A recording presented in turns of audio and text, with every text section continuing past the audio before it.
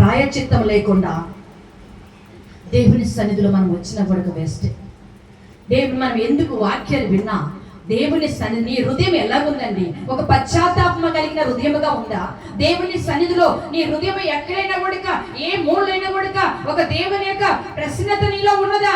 వాక్యం వింటాం, ప్రార్థన చేస్తాం, పాటలు పాడతాం, వాక్యం చెప్తాం, అన్ని చేస్తాం, కానీ ఒక ప్రతిష్టత కలిగిన జీవితం మనలో లేకుండా ఉన్నది.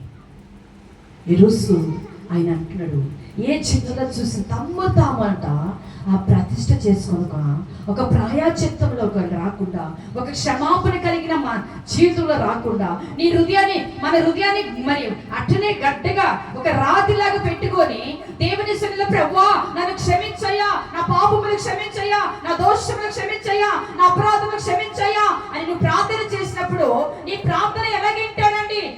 అంట కన్నీటిని ప్రార్థన చేస్తున్నాడు. ఒక రాజు యాజకులకు లోపడుతున్నాడు, సేవకులకు లోపడుతున్నాడు, ఆ ప్రజల దేశానికి ఆ యొక్క పాపములో పడిపోయినారని దేవుని దగ్గర ఒక మనవి చేస్తున్నాడు. ప్రభువా ఈ జనులలో అయ్యా ప్రాయచిత్తము లేక అయ్యా నీ సన్నిధికి వస్తున్నామయ్యా, కానీ ఒక పశ్చాత్తాప మనస్సు మాకు కలుగ చేయమని నిజంగా ప్రార్థన చేస్తున్నాడు. ఈ రోజు నువ్వు ఎలాంటి ప్రార్థన చేస్తున్నావు? దేవా ఇదిగో నా ప్రభా, నా హృదయం కదిలింపబడాలి ప్రభా, నా హృదయంలో ఉన్న ఆకారము, గర్వము, క్రోధము, మత్సరము, అసూయ, ద్వేషాలు, పగలు, కుట్రలు, గుర్తులు ఇవన్నీ అయినా ప్రభా నేను తీసుకొని పశ్చాత్తాపముతో నీ సన్నిధికి నేను వస్తున్నానని మనం ప్రార్థన చేయాలండి.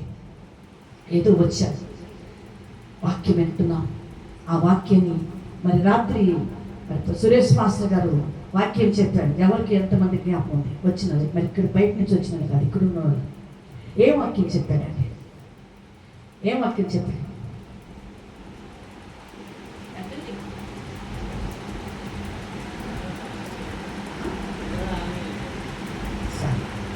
మరి విధవరాలు గురించి, ఏలియని ఒక విధవరాలు ఆ యొక్క దేశంలో, ఆ ప్రాంతంలో ఆ విధవరాలు మరి కరువు కాలం వచ్చేసింది.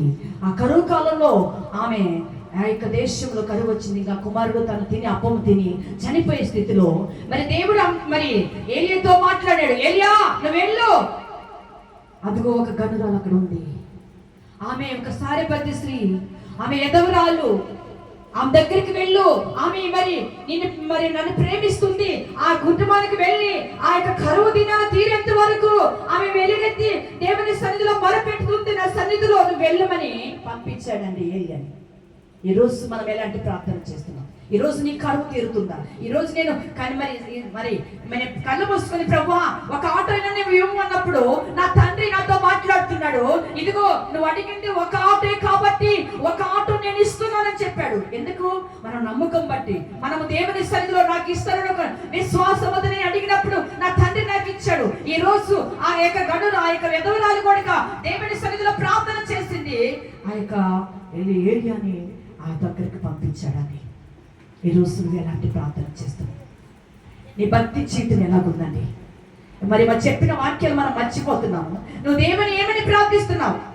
నీలో ఉన్న బంధకం ఎందుకు తెగిపోలేదంటే నీలో అవిశ్వాసం అనటం వల్ల నీ పాపాన్ని విడిచిపెట్టకుండా, నీ మాటలు విడిచిపెట్టకుండా, నీ నోటికి వచ్చే మాటలు విడిచిపెట్టకుండా, నీ కంటి చూపు ద్వారా వచ్చే చూపుని విడిచిపెట్టకుండా, ఇతరులను ద్వేషించే మాటలు విడిచిపెట్టకుండా నువ్వు ప్రార్థిస్తే నీ ప్రార్థన ప్రయాసకరంగా ఉంటుందండి?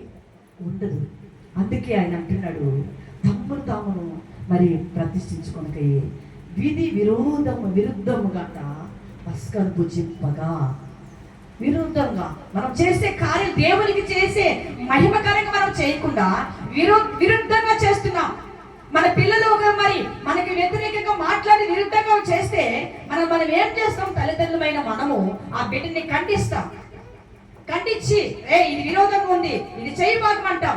అయితే పరిశుద్ధాత్మ తండ్రి నీ ప్రార్థన వల్ల నీవు ఆ పరిశుద్ధ స్థలానికి చేరాలని ఆయన ఆశపడ్డండి. ఈ లోకసారంగా బిడ్డలమైన బిడ్డలనే మనము ఖండిస్తున్నప్పుడు పరిశుద్ధాత్మ తండ్రి మనల్ని ఎందుకు ఖండించడండి? అందుకైనా విరుద్ధంగా నువ్వు చేసిందంట భుజింపగా పరిశుద్ధ స్థలం యొక్క శుద్ధీకరణ చొప్పున తాను పవిత్రపరచకయే తన పితరులైన దేవుడైన యెహోవాను ఆశ్రయింపగా మనసు నిలుపుకొన్న ప్రతి వారి నిమిత్తమంట దయగల యెహోవా ప్రాయశ్చిత్తము చేయునుగా.